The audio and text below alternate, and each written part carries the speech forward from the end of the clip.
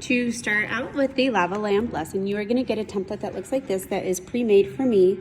But one of the very first things that we are going to do inside is draw some organic shapes. So a geometric shape are shapes like circles or triangles or squares. Now, organic shapes are still shapes, but they're not shapes that you normally learn about in math class that have properties and all of that. So it's just, you know, a shape that's kind of like rounded, wiggly. It's not, you know, a shape that you would normally see in your math class, but it's a line that still connects, so it's still a closed figure, which is considered a shape. So this is an organic shape. These are called geometric shapes. We see a lot of organic shapes in art class. So to create kind of the lava lamp look, you're going to draw, you know, some organic shapes, some that come down from the top. So I've got the one that comes down from the top. You can have one that kind of comes up from the bottom. You can even have some, you know, irregular, and you can even have some overlapping. Maybe if I don't like this shape, which I'm not crazy about this one right here, I might erase part of it. Make sure you're drawing light so that if you don't like how it looks, you know, you can easily change. I still don't like that.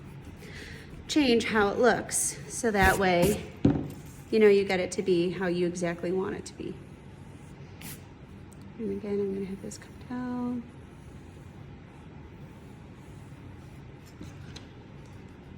All right, so that is the first step to creating your lava lamp, is to get those geometric shapes that you like, overlap some of them.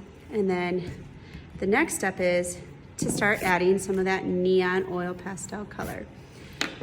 Maybe I'll have one more bubble here to fill that space.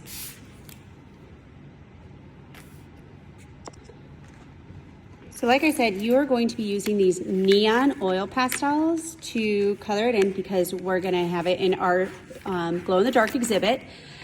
But you have to be really careful with the colors that you choose. So for the kind of like the lava part of your lava lamp, you're gonna choose one group of colors.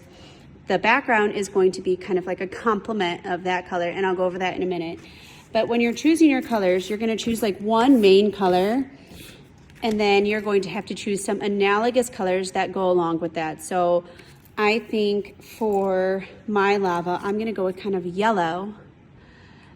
But when I'm adding some of those lighter and darker areas, I'm gonna choose some analogous colors to go with it, which are 3 colors next to each other on the color wheel. So I'm gonna go yellow, yellow, orange, and orange, and maybe even a little red orange in there. So I'm kind of going with these colors to create the lava. And then when I do the background, I'm gonna kind of do an opposite, which is violet, and that will be its complement. So I'm gonna go ahead and start showing you how to color in your lava. So I'm gonna start ahead with the yellow, and I'm gonna start coloring most of this yellow. But I do want a little bit like so the inside is gonna be mostly of that yellow. Then I kind of want to create more of like a darkness on the outside. So I'm gonna add a little bit of that orange to give it more perspective or depth and almost look like it's 3-dimensional. So I'm gonna go ahead and keep coloring this, and you can watch and see how I do it.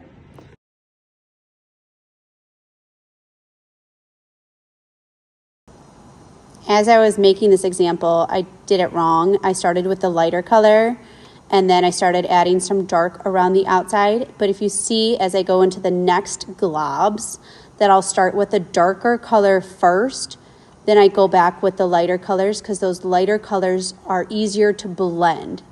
So I start with the highlight, go around the outside with the darker color, then use that light yellow as a blender. So there's those highlights, the dark color, and I go around and I go back and I use that yellow to blend those.